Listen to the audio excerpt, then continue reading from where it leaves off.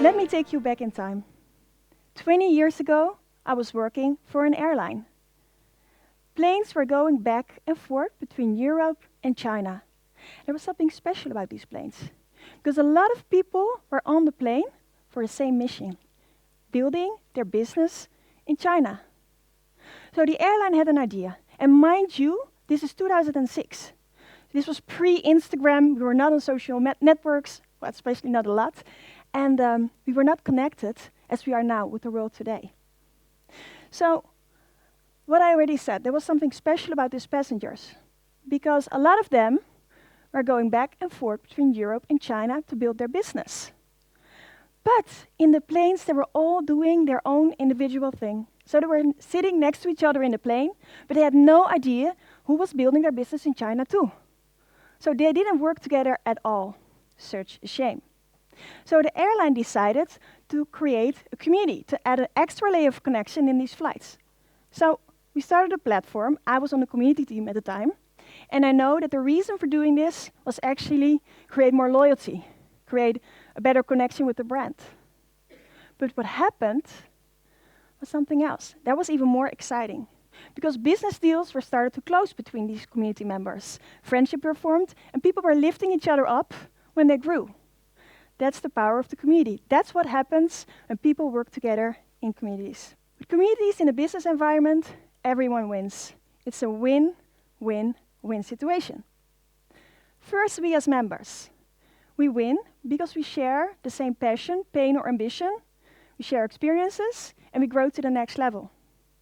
The next win is the win for the business, because the business is growing a better connection, and they're actually building a relationship with their most valuable audiences, so they stay relevant in this fast-changing world.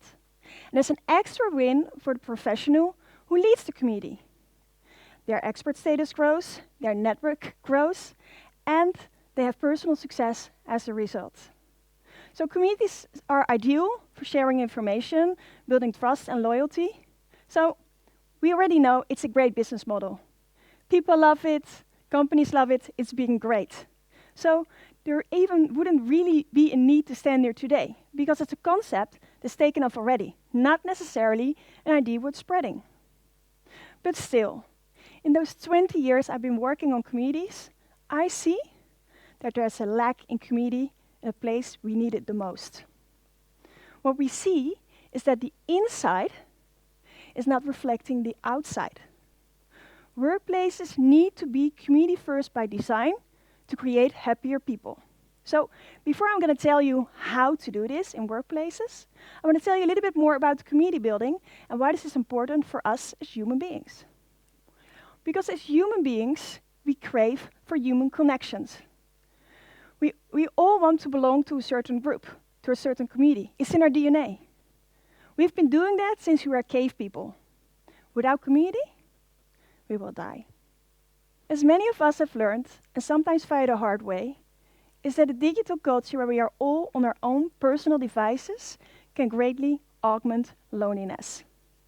Communities not only counterbalances it, but they're doing another thing. They're creating very intentional groups of people that are actively and truly in our corners.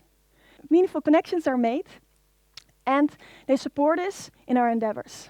Research shows that we trust each other double as much as we trust media and politics nowadays. More and more, the big trend around the world is creating more communities, and we're doing it more online. This shouldn't be news to anyone, and in fact, if you were at home during COVID, we've seen popping up communities everywhere. And we not only realize how much we craved connection, but also how much easier digital it made for us to actually build communities. And yet, we still notice a significant gap in places where we need communities most. Because it's the place where we spend the utmost time of our lives besides sleeping. On average, as adults, 36 hours a week. I'm talking about our workplaces. Our workplaces tend to, not every single one, but most workplaces tend to lack community. So it's not that we don't make friends there or don't build our teams or something, but real community is done intentionally. I'm going to share in this talk how to implement true community at work. Just first, let's talk a little bit more about the context right now and why community building is so important.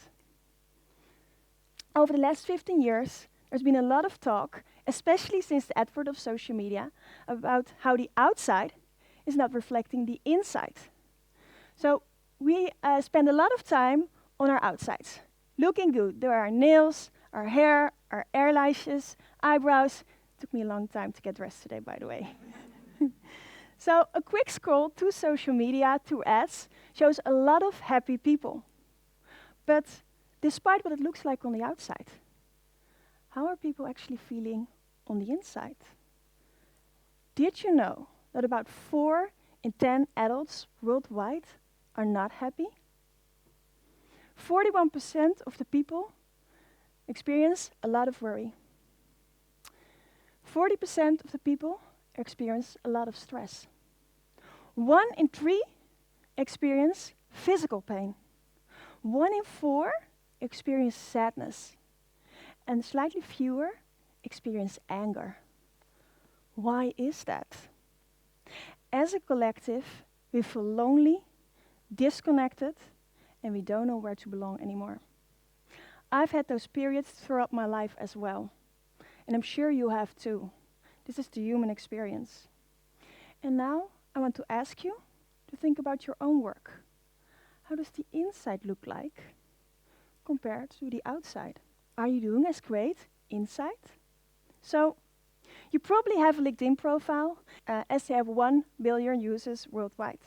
It hopefully looks good and makes you very attractive on the outside. But are you feeling as good on the inside? Let's talk about our workplaces too. It's likely that a workplace invests a lot of how our outside looks like. They invest in marketing, business development, customer relationships, and hopefully even external community building. The fact is, investment in the outside of our workplaces has increased in general, while the inside of our workplaces, in general, not always, but in a lot of places, lack community. They're suffering. But funnily enough, and this is probably good news for budgets, it's not necessarily a matter of investing much more money inside our companies. It's how we do it that matters now. The ingredient we are missing is the secret to human existence and happiness since the day we exist. I'm talking, of course, about communities. We live in an era where digitalization and remote working is more and more common. AI is taking over certain functions. Digital transformation is everywhere. So human connections become more and more important. People crave connection. These connections are essential for cultivating loyalty, not just among your customers, but also within your team.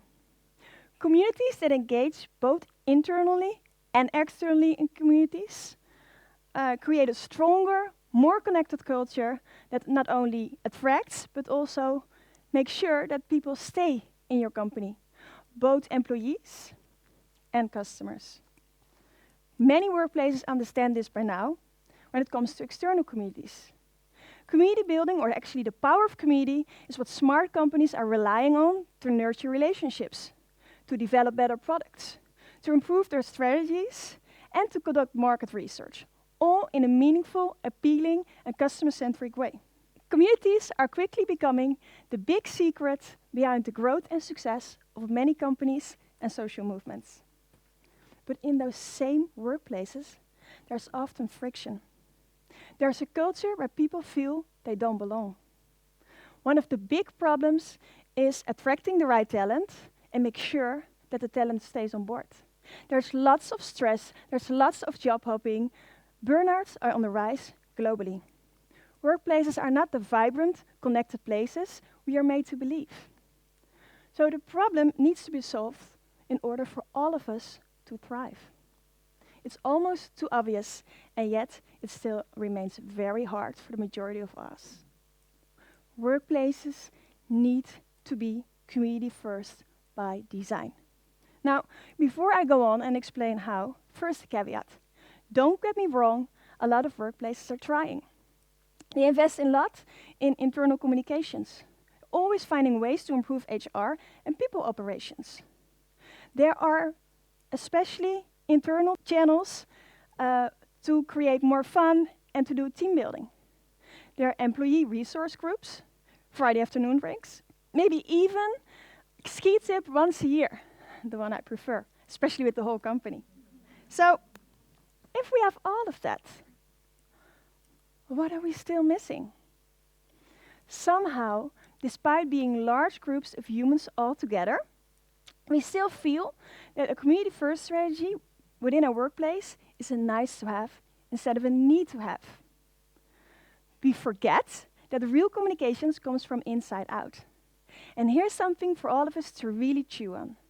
We want to foster a more inclusive culture, not only from a human perspective, but also because we know that it brings more innovative ideas. So we bring a lot of different cultures from all different countries together. So we bring all different cultures together in a workplace, but we forget to change the internal culture too.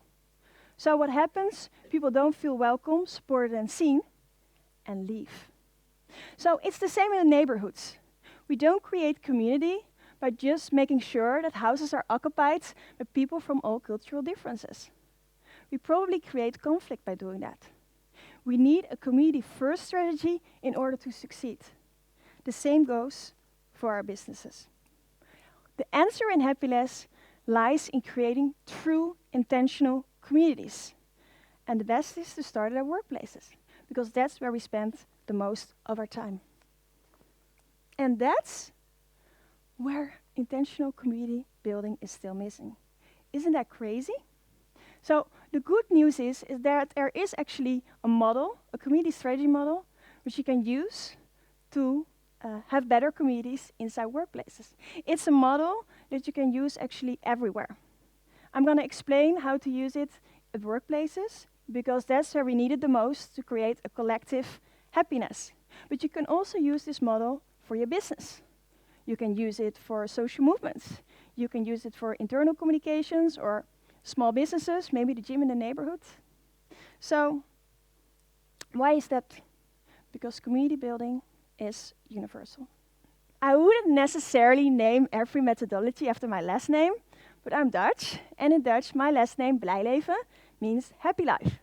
So therefore, it feels so fitting to start applying this happy life model in our workplaces, because we can all thrive through communities. Because stronger communities equals happier lives. So I'm going to explain with you this model and how you can apply it in your own workplace.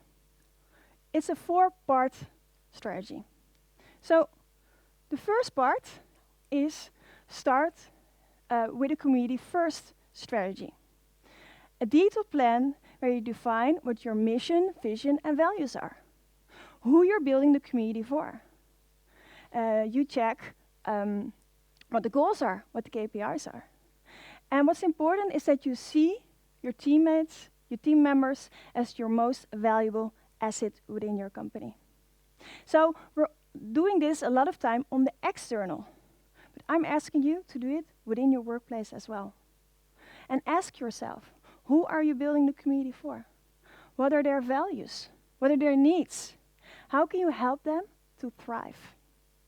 Because a good community strategy is a win-win-win situation for all of us. So the second, and this is really interesting, so I want your ears to perk up and really listen here. So the second part is hire a senior level community manager to activate the community. How many people do you know, how many companies do you know that are actually doing that? Not many, and only the happy ones, I'm telling you. So hire a senior level community manager to activate the community. And not just a junior, but really someone who resonates with the vision and values 100% and who is part of the senior management. Underestimating the value and impact of a community manager is a mistake that a lot of companies make. And that's a shame, because it's a very important role to thrive, to make sure that communities thrive. So, if you hire a community manager, make sure that this is someone who's experienced, who has a lot of empathy, organizational skills, and the capacity to think both strategically and creatively. So the third part of the Happy Life model is to grow from inside out. Grow with fans and ambassadors.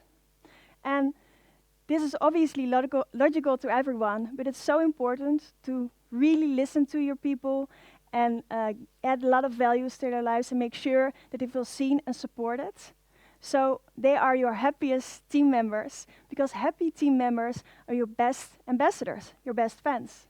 And if you have a culture where people feel they belong and feel seen and heard, they're such a big fan of your company, and they love to tell others about how amazing it is working there.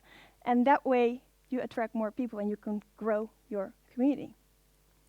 And the fourth is leverage your community in order to thrive. So keep on learning, keep on optimizing, keep on adding values to the life of your team members so that they have happier lives. Because happier lives brings happier people. And you can do that with community-first strategies. So remember the airline I told you about? That was nearly 2 decades ago, and more of a community experiment, pioneering. We are now in a phase that we know communities everywhere work. Because with community-first strategies, everyone wins. It's a win-win-win situation. So you can use this 4-part strategy to build better communities at your workplace. You can also use it to build external communities for businesses to attract more customers. Or you can use it for a social movement or even a small business, maybe a gym around the corner. And happier lives at workplaces means happier people for all of us, means a better world. So do you want to contribute? Please start with building your community at your workplace, because with communities, everyone wins. Thank you.